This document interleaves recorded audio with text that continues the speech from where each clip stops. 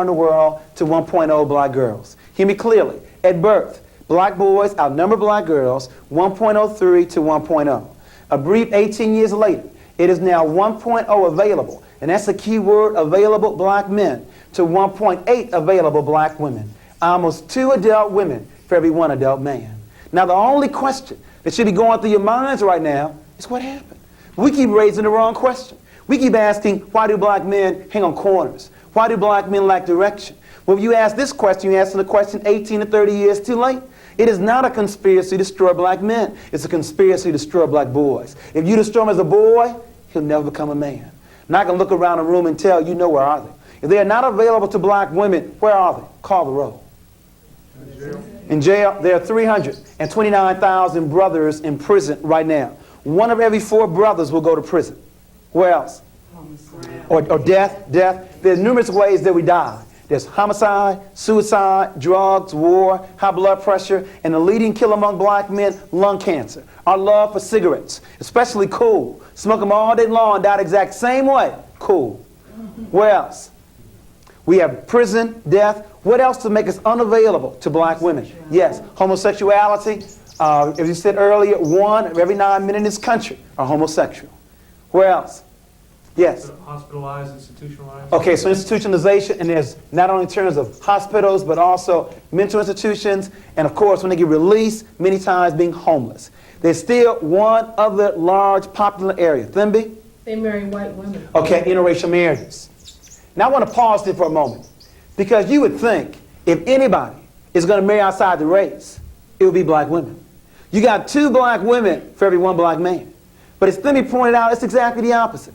There are 164,000 interracial marriages, of which 116,000 are brothers.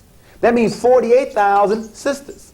It's almost a 2-to-1 ratio of black men to black women marrying outside the race. But remember, as you said in the earlier workshop, if the definition of beauty is light skin, long hair, and blue eyes, why stop with Renee, the light-skinned sister? Why not get you the real thing? There's some serious problems here. And then black men tell me, I can't find a black woman to understand me. You mean out of 20 million black women, you can't find one to understand you? You don't need a white woman, you need a psychiatrist. But that's another workshop on relationships. But I just want to share with you, we got some very serious problems. But to tease this audience, black women are tired of being by themselves. And in the earlier issue of Essence magazine, the article said, guess who's coming to dinner now? Black women are tired of being by themselves. In other words, brothers, you can't have it both ways. You can't have 2 black women to choose from and still marry a white woman. You can't have it both ways. Black women are tired of being by themselves. Now, that's with regards to the stats, why we wrote the book, because we saw the shortage of black men. But what we want to begin to find out is, when did it start? You see, it's called the 4th grade syndrome. Studies show that black boys may be the best students in the country up until the 4th grade. So we wanted to find out what your son, a male student, was doing at the beginning of the 3rd grade, then at the end of the 7th grade, and then measure the progress. Let me give you 3 examples. We had a little boy 5 years ago on an Alva reading test score at the 98th percentile in the country. In other words, a walking genius. That means only 2% male, female, white, or black had a higher score than he at the beginning of the 3rd grade. At the end of 7th grade, the same boy now drops down to the 35th percentile. Engineer potential here. Pimp or pusher now. Scores should have improved 5 years. Instead, they only improved 1.3. 2 more examples. We had a little boy at the 92nd percentile. He dropped down to the 24th percentile, and his scores only improved 2.1. But let me give you the average example. We had a little boy at the 63rd percentile. He dropped down to the 4th percentile, and his score didn't improve a year, a month, a week, not even a day. There are 3 critical stages in black boys' development. Infancy to 9, 9 to 13, and 13 to 18. You see, it's easy to see the negative behavior here when he's already dropped out, laid up on some street corner lacking direction. It's more difficult to see it around 9 years of age, when they begin to sit further in the back of the class, when they begin to ask less questions, when their ball becomes more important in their book, when they begin to cheat on their tests. We appeal to you to turn your sons and male. Hello, brothers and sisters. Welcome to another educational episode that I want us to talk about. It's an important series, especially for young black men who are out there who are still trying to understand a couple of challenges that black people, especially black young men, go through. And this is also a video that I'll ask every parent who is watching this video to share with their black male kids. And I know there is a lot of problems that they go through in developmental stages as they, grow. Now, I'm here to give you an introduction of who we're talking about. Now, Dr. Jawanza Kunjufu, in his 1987 lecture, Countering the Conspiracy to Destroy Black Boys, provided an analysis of the systemic forces working against black boys in America. He explored the social, educational, and economic challenges they face, and offered strategies to counteract these destructive influences. His lecture built upon his book series of the name title and the emphasis and the urgent need for the community to involve parental responsibility and educational reforms to prevent black boys from falling into cycles of failure. Kunjufu's insight remain highly relevant today as the same challenges persist in various forms. I want us to watch this video because it is so important, and it gives a perspective that I feel like different parents should try to analyze who they are having. One of the Kunjufu most striking point was the destruction of black boys begins at the very young age. He argued that from birth to age 5, black boys exhibit high levels of creativity, energy, and intelligence, often outperforming their peers. However, by the time they reach their 4th grade, their academic performance drops significantly. He attributes this decline to a hostile education system that fails to nurture their potential. He pointed out that many teachers, who are predominantly white women, struggle to connect with and properly educate black boys. Instead of fostering their abilities, these boys are often labeled as problematic or hyperactive, leading to disciplinary actions and negative reinforcement that stifle their growth. I want us to take time and watch this video. It is really important for us to get and understand the struggles, the problems that black boys deals with, especially in the United States until today. Because this video is so relevant as right now as I'm speaking to you. So those who are watching us for the first time, I'll ask you to subscribe to our channel, join our membership. I really get to see you. Those who are supporting me through my Cash App account, I'm really appreciative. Those who are sending me the super thanks, I'm really appreciative. And let's watch the video. I'll be back with my commentary as usual. Students on early, teach them how to read early, teaching the beauty of being black and believing in God early. But many of us have waited, and we waited almost too late to develop black boys to be men. You know what I'm getting at. America spends $2,300 on Head Start. They spend $38,000 on prison. If Reagan wanted to balance the budget, I can show you save about $36,000 per person. It's much easier to educate than it is to incarcerate. Now you raise the questions. How long do you stay in Head Start? Year? 2 years is the most? How long do you stay in prison? The rest of your life? Question number 1. Question number 2, does Head Start work? A 19-year study documents that Head Start works, but in prison, 85% of the inmates that get released go right back in. But as Jesse Jackson says, we have 2 choices. We can either send me to Penn State or to State Penn. It's your choice. We have got to find ways to intervene. Now, we have a whole workshop just on the 4th grade syndrome. I now want to ask you, what are some of the reasons you feel to explain why black students, especially black boys, were doing so well K through 3, and now scores declining in the intermediate and upper grades? What explains it? Yes? I think the learning style changes abruptly in 4th grade from what might have been more right brain activities in the primary grades into all of a sudden all left brain activities. Okay, so a change in learning styles or methodology from the teacher, from a holistic learning style to a left brain. Okay, very good. Any others? Yes? I think that there's a lot of rejection on the part of the female teachers in the classroom. And the rejection increases with the upper grades? Why do you think it increases? Because of the students, perhaps his natural makeup, hyperactivity and that sort of thing. And that may be increasing? Well, it may be increasing because we're now expecting them to stay in school or stay in a chair even longer. Okay. Any others that contribute to this 4th grade syndrome? We have a change in learning style. We have the teacher's outlook on the student. What else? Yes. The student becomes more culturally aware and differs significantly from the teacher often. Okay, so the child's now becoming more aware of their culture and racial identity. Okay, very good. Any others? The major reason you have not given yet, and maybe that's why this problem is still with us, Terry. First name is? Richard. I'm sorry, Richard. Well, the peer group starts to form and become stronger about the peer And group. that's unfortunate, Richard, that you said that, because as the age increases, the peer pressure is on the increase, while parental involvement is on a decrease. I don't know who told parents when your child gets older, they need less of your time rather than more. When I speak to Head Start parents, 80% of them are there. Elementary school, 30%. High school, almost a joke. We have to work on that. That's another workshop, too, on parenting all the way through. Not just in those quote-unquote tender years. But the major reason, it's not on the board yet. Still looking for it. Yes. Go in.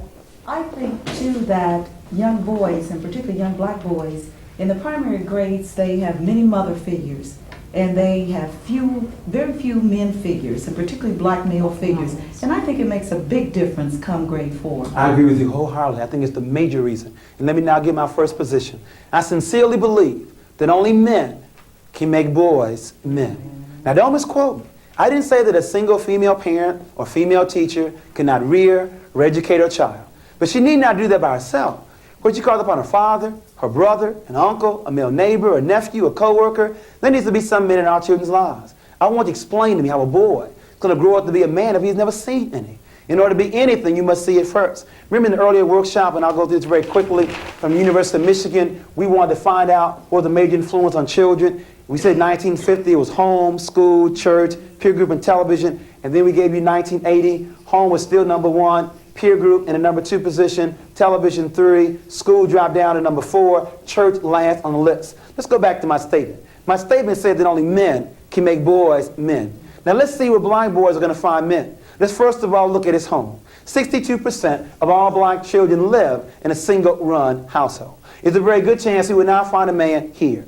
I'm going to hold off on the streets and drop down to television. Can you name me 5 positive adult black men on television outside the news? And you can't name Cosby because the show just started. Name me 5.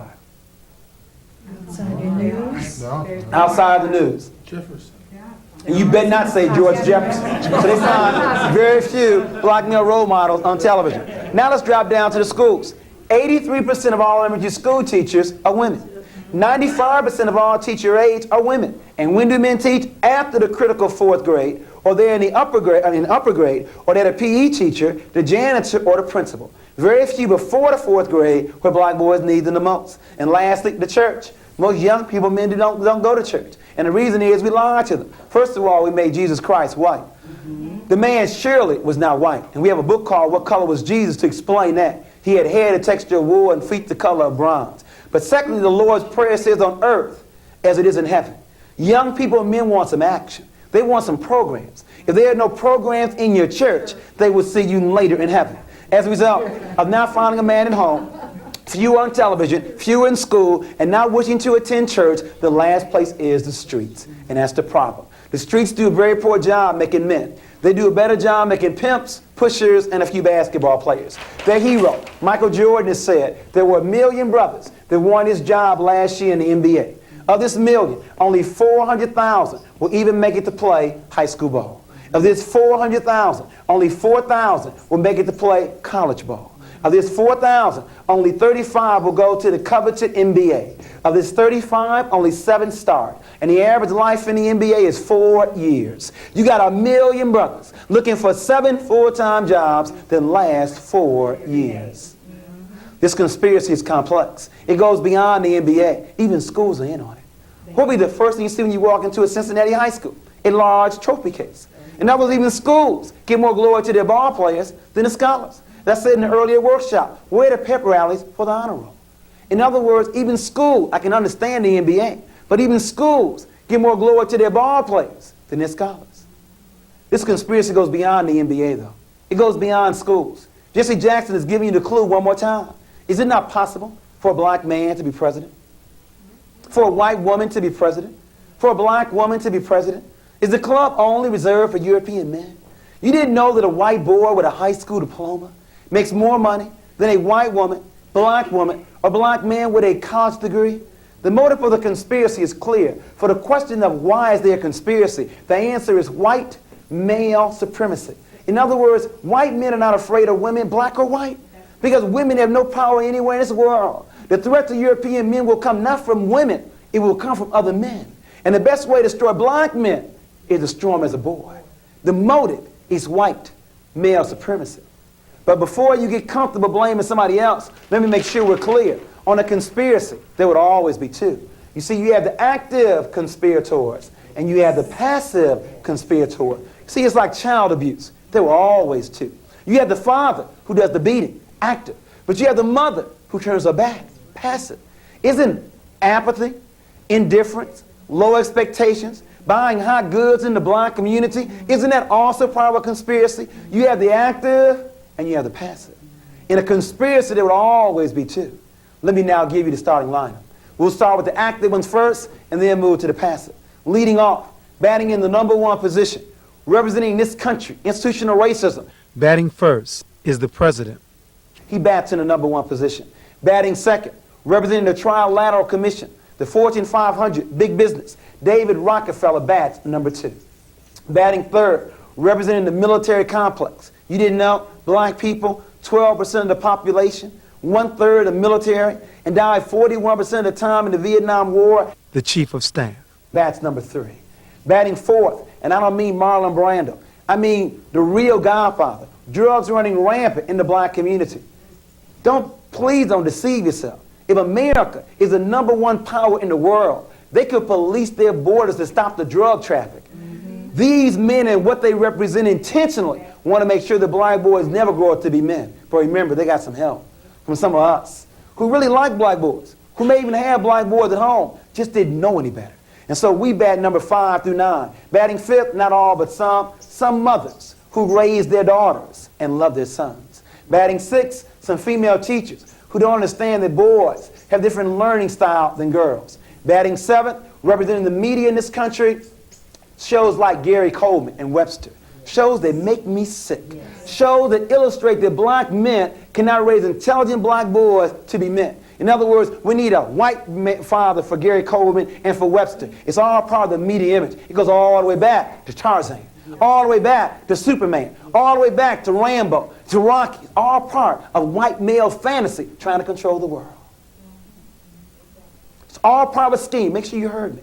It's consistent with Superman, Tarzan, Santa Claus, the white father, all part of that scheme. Batting 8, the macho image, Mr. T, and we'll look at today someone like Prince or Magic Johnson or Isaiah Thomas. In other words, no need to study, just be macho, just be a superstar. In other words, Mr. T, Prince for entertainment, Isaiah Thomas, the Magic for sports. And then last but not least, a black woman by the name of Kathy, who will do anything for a man, and a black man by the name of Willie, who does not feel good about himself.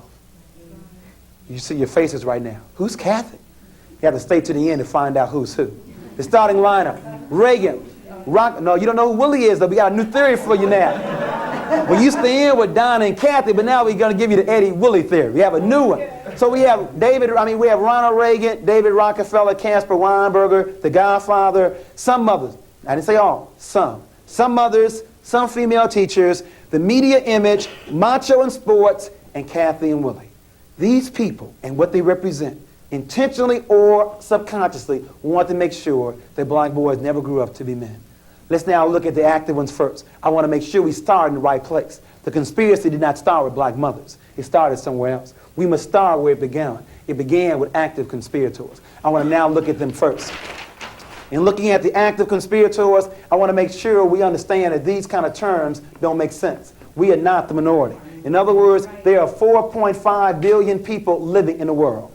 Of this number, 80% of the world's population has color. That means only 20% of the world's population lacks color. Now you tell me who's the minority. You see, it's called the African Triangle. It goes all the way back.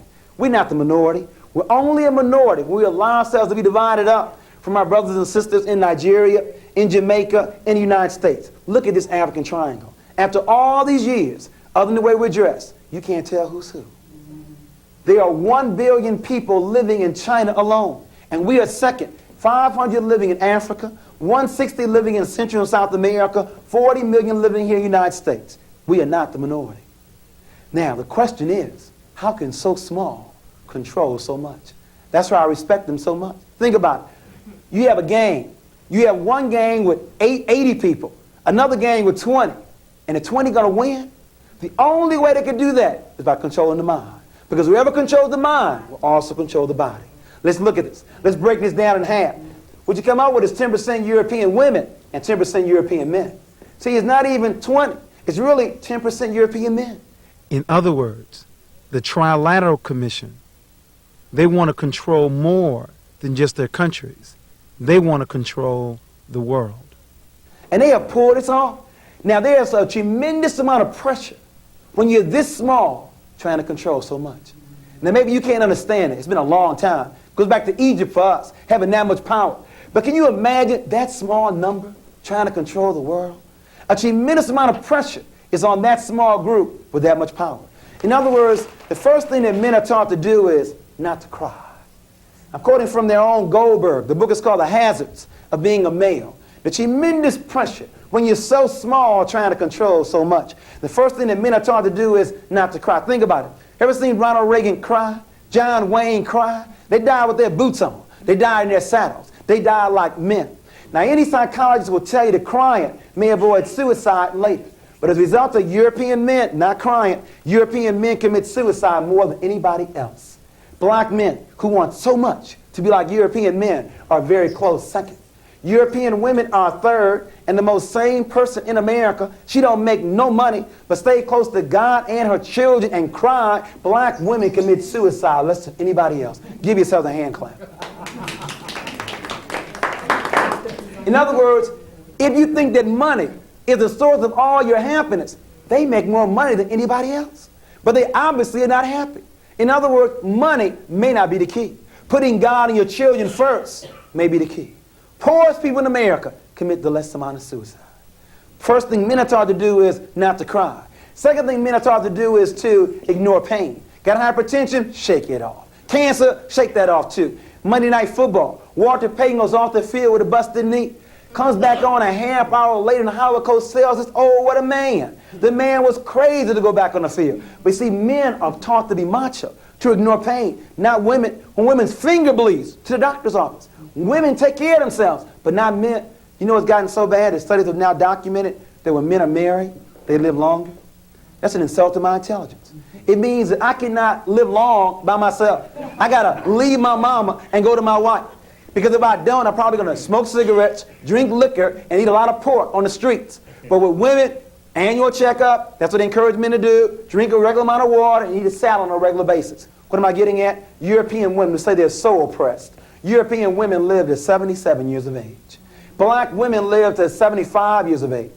European men die at 69 years of age, and black men die at 64.8. Albert, you and I die before the first Social Security check.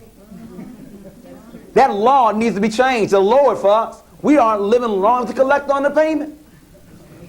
This is sad. I'm gonna die 10 years before my wife. This is not theoretical. It's not just my son here. It's my life here and your life. Can I not live as long as my wife? 10 years before her? Men are first of all taught not to cry. Secondly, they're taught to ignore pain. And then last but not least, they're taught to bring home the bacon. Or as I say as a vegetarian, to bring home the fruit and the vegetables. In other words, to bring home the money. Ronald Reagan knows this. Rockefeller knows this. That the best way to destroy black men is to deny them the opportunity to work. You know what I'm getting at, because Bill Moyers didn't tell you that was Vanishing Black Family documentary. 1 of every 3 marriages in this country, black or white, ends in a divorce in 18 months. Now you see, it used to be if you got a divorce, something was wrong with you. But when you have a stat this high, something must be going on in society.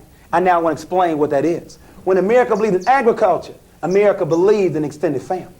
When America believed in the factory, industrialism, America believed in the nuclear family. But now that America believes in the computer, now America believes in a single-parent family. Make sure you see my analysis. When the economy changed, the family structure changed. There was more than love in these relationships. There was some money involved here. Our grandparents worked the fields together, had economic reason to stay together, and so they did. In a factory, man works in factory, woman takes care of children. Economic reason again to stay together. But in this new economy, where you now have women working just as much, if not more, than men, you now hear women telling men, I don't need you. Got my own job. Do what I want to do when I want to do it. And we are now doing it very well and by ourselves. You know the #1 song in America a couple of years ago, Ain't Nothing Going On But the Rent. If you want to be with me, you got to have a J-O-B. It's all about money. All about money. When the economy changed, the family structure changed. And so now we have a lot of people making plenty of money and lonely. Have placed money before family. You see, black men want to do what white men do. Buy their family a house in the suburbs, 2 cars, and once a year go down to Orlando for Disney World on vacation. And when black men can't do that, they don't feel they're worthy enough to stay. Now you see, the problem is there are 2 responses black women can give to black men when they're out of work. Now the first response some women say is, well, if you ain't working, you got to go. If you ain't working, you got to go. That's the mistake. Because black men don't hire nor fire, nor control the means of production. Now, before black men say that's right, brother, you tell them, please, brothers, quit assuming that black women took our jobs away. Because black women also do not hire nor fire. We are being played off against each other for some crumbs. We recommend the second response. For black women to say to that man, well, if you ain't working, can you at least go back to school? Can you at least learn a skill? Or at least make dinner or wash dishes while I'm gone? But the problem is there are very few black men that look to black women for a definition of manhood. Black men, as I said earlier, want to do what white men do. And that means be the breadwinner. What I'm getting at is, we're going to have to redefine what it means to be a man. Because if being a man means being the provider, with 25% of black men out of work, that's a suicidal definition. You see, if I lose my job tomorrow, I'm still a man. As long as I'm responsible, treat my wife correctly, raise my children, that's responsibility. I'm not going to allow my employer to reduce my masculinity. I need to define what being a man is. And I think it's a perfect balance between the mental, the spiritual, and the physical. Not being a breadwinner, but a balance between the mental, physical, and the spiritual. Isn't it interesting? You have 2 black men. Both lose their jobs. One black man resorts to crime, leaves his home. He's been reduced by the society. The other black man sells newspapers, sells peanuts, does whatever he can to take care of his family. Same economic situation, but a different set of values. We have to work on that. A new definition can resolve this problem. I'm not belittling money. You have to have money living in America, but that's not the criteria for manhood. Boys make babies. Men take care of them. That's the definition. One more comment here. I mentioned earlier in our past workshop on the peer group. Let me share with you here this dichotomy where you have the mental over here and you have the physical over here. You see, a real problem is our boys have a difficult time finding a balance in the middle. I mentioned earlier homosexuality, and the figure is 1 of every 9 men in this country are homosexuals. It's going to increase. And the reason is because we've been so skewed to the physical, being macho, that when our boys want to be on the honor roll, they're labeled sissies. Want to be involved in the fine arts? Labeled sissies. Want to be open, honest, communicative? Labeled sissies. When you label something long enough, you begin to act that way. So you have the homosexuals over here, and you have the athletes, the machos over here. Tremendous dichotomy between these 2. We have got to find some men that can teach black boys and Hispanic boys the balance between the physical and the mental. There's simply too much pressure over here. It's hard to find the balance, and women can't teach this. Only a man can do this. We need more black men who can do both of these areas. Physically balanced and mentally balanced. And spiritual in the middle. Comments, questions about what is a man? We've been looking at male behavior. Any comments or questions? Yes, Gwen? Explain what you meant by saying women raise their daughters. We're coming to that, Gwen. Matter of fact, I think it's probably the next point. Matter of fact, it is. Praise the Lord. Let's go to the next point. See, we were looking at the active conspirators, and we were looking at what the effect that causes on us in terms of male behavior. And we may not be able to control or to change Reagan, Rockefeller, Weinberger, but your question we can change. We can look at some mothers. And I said some, not all. The rumor is that some mothers raise their daughters and love their sons. My boy always loved his mama 40 years of age, still went home with you. That needs to stop. Your boy is not yours. He is a future husband, a future father, and needs to be raised that way. Now, what do I mean by raised? Teach your son how to cook, to make up his own bed, to clean up his own bathtub ring because you raised your daughter. On the honor roll, every marking period. Goes to church with you every Sunday, and she can cook, sew, iron, and clean. All but then we have your son. Ain't never seen an honor roll. He plays basketball all evening long. Never goes to church and can't boil a hot dog. The rumor is we have some, not all, raising their daughters and loving their sons. Now I know the historical reason. The historical reason is our societies always try to destroy black men. The lynchings. So black mothers always want to overprotect their sons. What's the reason today? I know the KKK is on the rise, but what's the reason today? Is it because your own black man didn't stay? You now replaced your man with your son? Your son is not yours. He's a future husband, a future father, and needs to be raised that way. Quit telling these 9-year-old boys they the man of the house. Ain't no 9-year-old boy ready to be no man of the house.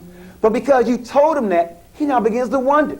When you then bring over your man for the evening, Mom, I thought I was the man of the house. Why are you bringing him over? You can't have it both ways. If he's going to be the man of the house, quit bringing your boyfriend over on Saturday nights. You know what's sad, though? These brothers think what they can do with their mamas, they can do with their teacher, their coach, and everybody else. In other words, living at home with you in a $100 pair of gym shoes, $80 pair of a Gucci handbag.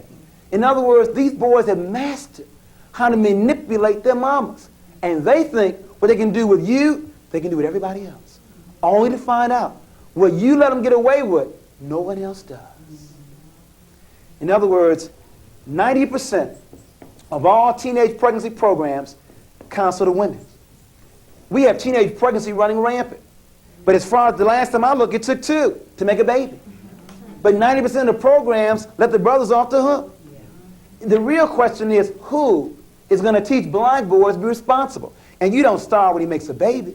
In other words, the real question is, who's going to teach black boys to be responsible for his personal hygiene, for his clothes, for his chores, for his room, for his siblings, for his allowance, for his studies, for his toys, for his schedule, and then his sex life. You don't start responsibility at 16. It starts very early. For example, when I was growing up, my father opened up a mutual fund account for me. And every year on my birthday, he explained to me, this is how much money you have in your account. But if you make a baby, all your money is going to take care of your child. Should it be any different? If I enjoy making it, shouldn't I also take care of it? So my oldest son, who was 15, I've been doing the same thing with him, the 9-year-old and the 15-year-old. So he told me last year, he said, Daddy, this money looks so good to me. I've just decided I'm not ever making me. Hello guys, welcome back to the channel. I hope and pray that you're doing well wherever you are. What a beautiful day to have these talks about what the black boys are countering. And this video is not to like close an eye toward the black girls are going through, but definitely the main discussion today is about the black boys that we are talking about. Now, the role of education system in marginalizing black boys. There are a couple of things that I want to say according to the analysis that I did and the research that I did in regards to the lecture that Dr. Kunjufu said. The role of education system in marginalizing boys. Kunjufu criticized the American education system for being structured in a way that alienates and disadvantages black boys. He highlighted how schools prioritize rote memorization over critical thinking, which disproportionately affect black students. He also discussed the phenomenon of self-education placements, where black boys are overrepresented due to biased testing and disciplinary policies. He noted that instead of being nurtured, black boys are disproportionately diagnosed with learning disabilities or behavioral disorders and placed in remedial programs, limiting their academic and career opportunities. This systemic failure creates a pipeline that ultimately leads to high dropout rates, low college enrollment, and increased incarceration rates among black men. Right, now you get the point where all this starts. There's also an important point that he also addresses the absence of black fathers and its impact. Another critical issue Dr. Kunchevu talks about, he addresses, was the impact of absence of fathers on black boys. He acknowledged that systemic racism, mass incarceration, and economic oppression have contributed to the removal of black men from their families, leaving many black boys without strong male role models, without positive male guidance. Many black boys look entertainers, athletes, or even street figures as role models, often adopting destructive behaviors in the process. Dr. Kunchevu emphasizes that the need for black fathers to be actively involved in their son's life, guiding them with discipline, love, and knowledge. He also encourages the black community to step in and mentor young boys when biological fathers are absent, ensuring they receive the support and leadership necessary for success. And this shows you how just the American system won't allow full parenting. It's either the father is not there or it's either the mother is not there. And the absence of the male figure to direct and to show and to guide and to give the moral compass to these young black men is going to affect how they think. It's going to affect how they perceive things, right? Because it's important that they are there as they help in different things. Also, Dr. Kunchevu talks about the influence of media and popular culture. Kunchevu was deeply critical on the way media and popular culture influence black boys. He argues that television, music, and movies often portray black men in a negative light, either as criminals, entertainers, or hypermasculine figures obsessed with materialism. He warned that these images shape how black boys see themselves and what they aspire to be. Instead of valuing education, entrepreneurship, or leadership, they are encouraged to pursue fleeting success in sports, music, or street life. Kunchevu urged parents to monitor what their children consume in the media and provide alternative narratives that uplift and empower them. He stressed the importance of expressing black boys to books, intellectual discussion, and success black men in various fields beyond entertainment and sports. I'd like to put a point in that in regards to the influence of media in popular culture that Dr. Kunchevu talks about. You see, a lot of black people are successful in the entertainment industry. Also, a lot of black people are successful in the education system. But what I like to note is just that we are living in a history that was whitewashed. So a lot of inventions that black people did usually is taken away. And now they're being showed that we have people who did well in music, in their music career. We have people who did well in their sports career, right? And now when kids want to grow up, they want to grow as musicians. They want to grow as sportsmen. And there's no problem with that. But we also need to teach them that we also have people that did well. People that did well in the education sector, right? We need to teach them that they need to know that they have people that have done well in, doing research, science, mathematics, and taking back and making them understand their history through the early civilization, where black men are the ones who championed science and mathematics, who championed writing and all these things, who championed literature and all these things. So let's give them a balanced opinion or a balanced reality. That's why it is the responsibility of the parent to teach the kid their true history, so that they get to know that, oh, I can also do this. Since Malcolm X did that, I can also do this. Since person A, who was in history, let's say in the field of medicine, did that, I can do this, right? So that we get to have a balance in a society where we have black intellectuals, we have black entertainers, we have black people with different talents, and we appreciate different talents. Now, another important or crucial thing that I came to learn is the importance of developing critical thinking and entrepreneurship. Major solution Kunchevu proposed was fostering critical thinking and entrepreneurship among black boys. He argued that the traditional education system is designed to produce employees rather than independent thinkers or business owners. Given the historical exclusion of black people from economic power, he stressed the need for black boys to be taught financial literacy, business skills, and self-sufficiency from an early age. He encouraged parents to educate. He encouraged parents and educators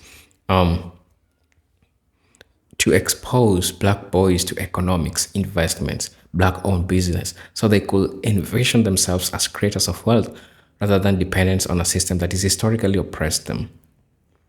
That financial literacy, it's so important. Investments, economics, those are things that black parents just need to organize for this forum so that their kids can get to learn how to own all these factors of production that all other these races are owning. You need to ask yourself, why is it that it is not black people who are owning this, right? So it's important for people to sit down and get to have a look of how they can develop themselves economically. Because remember, people like Dr. Cloud Anderson, professor, is an economist, and he usually advises for this. Teaching black kids about economics as early as possible, it's important because it makes them become good spenders. It teaches them to become good planners. It teaches them to have the financial discipline. It teaches them to be financial literate. And this is what a lot of black people are not having, because you realize that black people are the best spenders. When it comes to spending expensive trips and vacations, black people do so much purchases when you try to look. So when we have these kids and we teach them about financial literacy, about living in investment, about knowing to live normally even with a lot of money, it's so important. And so I support that message. It's so crucial to black people. Now, I'm also going to be continuing by saying there is also an important point that was raised: the need for community involvement and rites of passage programs. Kujifu strongly advocated for community-based solutions to support black boys. He highlighted the importance of mentorship programs, rites of passage initiatives, and cultural relevant education that instills pride in black identity. He pointed to historical African traditions where young boys underwent formal training to prepare them for adulthood, emphasizing responsibility, discipline, and community service. He called for a return to a such structured system where black boys could be guided by elders and taught essential life skills. Without these interventions, he warned that many black boys would be left to navigate the hostile society without necessary tools for success, right? This is really important. And lastly, something that he also talked about is the role of mothers and need for a balanced household. While emphasizing the role of fathers, Munchufu also recognized the crucial role of mothers in raising black boys. He noted that many black boys are raised in single-parent households led by women, and while mothers often do their best, they cannot always provide full range of experience a boy needs to develop into a strong and confident man. That's true. He urged mothers to be intentional in seeking positive male role models for their sons, whether through extended family, community programs, or mentorship. He also warned against the dangers of overly feminizing boys due to lack of male presence, arguing that the black boy needs to develop a sense of strong, healthy, and masculinity. Right? So I hope that was helpful. That was my short commentary in regards to that. I hope you are all fine. Please share this video with your children before it's too late. Until then, let me see you in my next video. But until then, peace, love, and harmony. Salam.